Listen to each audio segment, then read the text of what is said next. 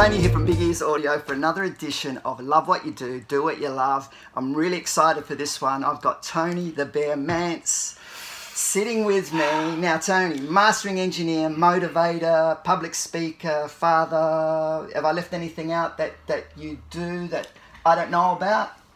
Mad cunt. Good boy. There you go. Mad cunt. Am I allowed to say that on this podcast? I am. Okay, I'm sorry. You go. If I offended anyone, I offended you. No, you're not offending anybody. No. I want you to be yourself. Now, mate, it's a pleasure to be here, first of all. Thanks for inviting me. Mate, and it's lovely to see. How long has it been? A couple of years since we've seen each other? I think it's been a couple of years, but we always are in contact with one another. That's better. There we go. We're always in contact with one another through Facebook and so on. Totally. But the reason I got you on, you're one of the very amazing people like ourselves, and we spoke about it earlier, that we love what we do and we love doing it. But it's not always been like that. I want to know your journey, because I know you as a mastering engineer, speaker and so on, but I know there's a lot more to where we are now. Oh yeah. Tell me about how you got to where this amazing place. Right. Well, the long and short is long and short of it basically, Tony, is I originally was groomed to be a lawyer, and I had no ambition to go to university and do all that. I didn't like school. I didn't like the structure. I didn't like being told what to do. I didn't like the idea of having to wear a shirt and tie. I didn't want to be one of the rat race.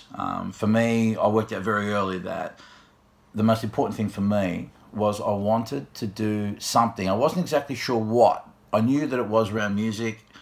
Did you always have a love for music? I loved music ever since I was a kid, but it wasn't until I was probably about 14, 15 when the music bug bit me very, very hard, and where somebody said, yep, I'm going to do something in music. Now, I worked out early that I was not talented as a musician. I certainly didn't have the looks to be a front man, so I thought, okay, behind the scenes. And up until that point, all I really knew was about record producers and engineers, because being a record collector, I'd be very much into reading the credits on albums. Wasn't it amazing back then that was it? We used to all sit there and read and look at all the credits, and so for me there was a fascination about how they made sound and how it all worked, and so I wanted to be a producer, and so that was initially what I wanted to do. But as I tell people, I didn't find mastering, it found me. You know, but initially I was meant to, academia was where my dad wanted to go. Okay, so academia, was that your parents'? Wait, you did that because that's what you thought was the way you should go, Well, I didn't go anywhere down that path. I left when I was very young from home. Look, that was what my parents wanted. I think when you come from a European background, a lot of people who came from poverty, from the war. They wanted their kids to have a better life, and education was the key. And education, because as my dad would say, look, my dad had to deal with communists and shit, and they were saying that, look, they can come and take all your stuff, but if you have knowledge, they can't take your knowledge. You can always rebuild, and that did make a lot of sense. What my dad couldn't quite grasp was the concept of, I wanted to do what I love to do, and I worked it out very early, thankfully. And once I pinned down what it was, I just went like, just like a fucking pit bull with a death wish. How did you get into production though? So how did you find the pathway? Because saying most producers are either sound engineers or or have some sort of. Did you study? Did you go to? No, I didn't study anything like that, mate. My qualifications in life with everything is dick. That's my qualification to this day. I just wrote letters to studios of the engineers that I really liked, and made phone calls, which back then was costing like $3 a minute, which was a lot of money back then. I had a mate his name was Phil. He worked at Telecom, as it was known, and for a bottle of scotch and on his shift, you ring him up on a special number and he'd patch you through so I can have 10 or 15-minute conversation with my heroes at the time. And so I said, listen, I'm going to come over and see you. And these Americans go, yeah, man, come on down. We'd love to see you. All that. And, of course, what they didn't expect is that I would turn up on their doorstep. So they were fantastic. All... You know what I mean? I'm sure that what they meant, they were sincere. They were sincere. Sure. Because Americans, they're awesome. They're friendly. They're beautiful people. But then I turn up and they're like, holy shit. So basically, man, look, I spent most of the 80s traveling a lot. Went to studios as a rat. I was never the classic intern. I did not go through the classic studio system that most people do, you know, interning for a few years, then becoming an in-house assistant, then maybe becoming the main engineer or going off to freelance. So I spent pretty much my entire 20s living, you know, pretty much out of a suitcase in a very transitory kind of way, visiting different studios and bumming around and trying to work it out and nutting it through. So basically honing your craft while you're doing this. Honing my craft while I was doing it, but still... I don't want to say it was directionless, but by the same token, my life had really no structure. I mean, I came back to Australia on the 4th of January 1991, back to the recession we had to have. With not a pot to piss in, no work, no prospect of work because of the economic environment the way it was. It's really weird, man. You know, people talk about the GFC recently. I don't recall this recent GFC or what as bad as what it was in 91. No. Interest rates were 18%. People lost houses. People lost jobs. It was a shit. It was a clusterfuck. And so here I was, you know, in a 1-bedroom flat, and with like literally nothing, like just a bag of clothes, and $8,000 of debt that I owed people back in America and Canada.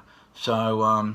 But no, man, you know, I just sort of, you know, I just knew that's what I wanted to do, and I just knocked on doors, and I remember at the time I was doing radio, and I thought, okay, I'm going to try and get some radio shifts, but I had no demo tape, so I used the last $150 I get from the Dole to pay for a demo at Flagstaff Studios on St Kilda Road to do a little cassette demo and put everything on that, mate. That was all my chips in. You know, and that's what I shopped around, and I got a couple little voiceover bits here and there, and then Lee Simon at Triple M said to me, "Look, I want to give you a 2-week fill-in." That was the longest 2 weeks of my life, mate, because it went for fucking 7.5 years. Fantastic, you know, awesome. And that with that, and along with doing a whole bunch of other shitty jobs along the side, is what allowed me to sort of buy my first system, which I didn't actually buy outright. This is at the time when it was Sound Tools before Pro Tools and all this, you know. And a guy, the company was ISMT, and a beautiful man there called Robert, English guy who was the managing director, gave me a system, and he just took a shine to me, and he said, "Look, have a system, and you can pay us off in installments, and so long as we can have people come around so they can see it be operating and working, and you can show them what it does, etc., etc." So, and that's really how I got the start. And that's how you got your start. Sorry about that. And then you started your mastering business out of that. I started a mastering business out of that, and that just grew and grew while I was doing radio and other things. And there's this seesaw effect was happening where, you know, slowly the money that I made at the studio all went back in the studio. Sure. And then slowly over time, we got this effect where I required less and less shifts doing other work. And once I hit the critical mass point where... Beautiful. And that was, 11, 12 years before I got there. I was 40, 41 years of age when I realised, shit, this is it. I'm now fully fledged, working, doing mastering full-time, off my own back. With no other income necessary. And so that's basically, you burn your bridges and that's it. You go bang. I mean, because you already set yourself up. So you're going, okay, let's do this. Yeah. Because and it's been great since then. Yeah, it's been good. It's been up and down. It's been up and down, man. I think it's like life. You know, life is a wave. It's a cycle. It does that. You know, I think people make the mistake, and you probably experienced this yourself, Tony, that to the outsider, when they look at what we do, they see glamour, they see, oh, it's a fun thing. It's like, oh, it's a hobby. It's not taken seriously sometimes, is it? Yeah. And I don't think they fully appreciate the journey that we undertake and the sacrifice and the time spent. But, you know, we made a conscious decision that we were not going to, you know, go down the 9-to-5 route. And that's okay for people that want that. But I think what I've learned in life is that there is no security. I think we are so addicted. We are so addicted. That's exactly it. Just because you've got a job doesn't mean it's secure. Yeah. Because tomorrow morning the boss can say, "Hey, man," and it's got nothing to do with whether you're good or bad or whatever. Basic economic fundamentals, something that's totally out of your control. Sorry, plays things. So it's the same with us. So I think what we like about what we do, and I always say this to people, is I control. It's up to me. When I get up in the morning, like you're it's up to me now. Today, it's up to me what I do. if I make money, if I do this, it's up to me. I control what happens. Yeah. But that also comes with a trade-off as well, like you were saying. It's like, okay, well, you know, some days are good, some days are thing, and that's the way it is. Yeah, and more to the point, what we're in control of is what we're controlling, what we do in the work, how we relate to our clients and prospects. Because after they've gone, then it's out of our control. Because I mean, we've had situations, and I know I have, where you've had a client, you work with them, and then they go elsewhere, and it sometimes necessarily isn't because you've done anything wrong. No, it's not. It's nothing to do with that. I learned a long time ago. Don't take it personally. People like to try different things and whatnot. Clients are like relationships. I say marriages, girlfriend, boyfriends. And, you know, some are long term, some are short term, some are just fleeting, and that's just the way. And that is just the way of nature and the way it is, man. Yeah, absolutely. But tell me now, I'm really excited about your new stuff, your new venture. Mm-hmm. You've been doing a lot of public speaking. I know you do a lot of. Tell me more about where Tony Mantz, at this point, where he see where you're what's because I know it's quite exciting. Look, I've got a podcast now called Mastering Music, Mastering Life, and I'm putting a lot of energy and emphasis there. And that podcast was created. Well, it's evolved to this point where we're trying to serve the artistic creative community. My shtick has always been about youth and kids, getting in early to help encourage them to get their foot in the door, create their own opportunities, working on their self-esteem. But last year, my producer, Tom Overend from the Backline Project, said to me, he said, really interesting, he said, last year during the podcast, when you and your guest would talk about mental health, we'd talk about substance abuse, we'd talk about just life, relationships, just shit, the day-to-day, numbers would go up, there'd be more participation in the chat room. And so it made me think, okay, I don't do this as a marketing exercise, but there is something there in terms of, well, this is what people want to hear. They want to know more about. They want to hear more about. So the podcast now is still about talking to industry professionals from various aspects of it within music, but we are now going to start talking to people that work around the mindset stuff, serving the artistic creative community.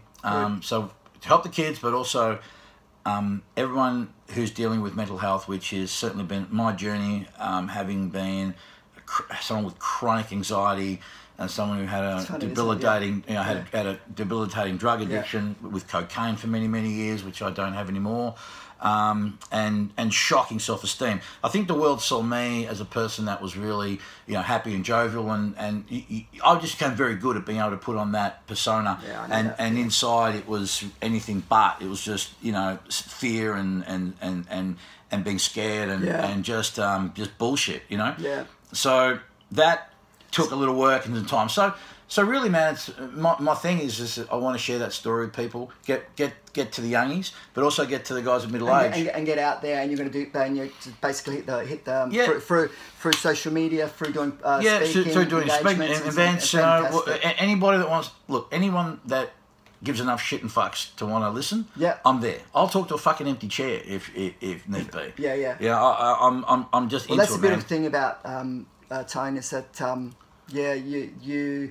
you're engaging in what you say, and what you say you actually is relevant to people, and that's why I think it's working, and I think you're going to be great at it, man. And thank you so much, man. I really appreciate you. Bring it in, brother.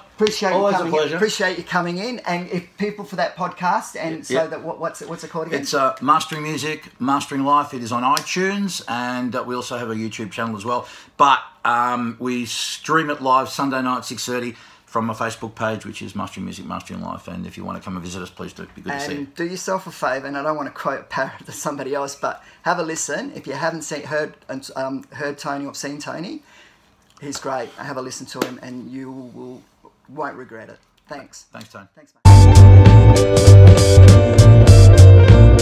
mate.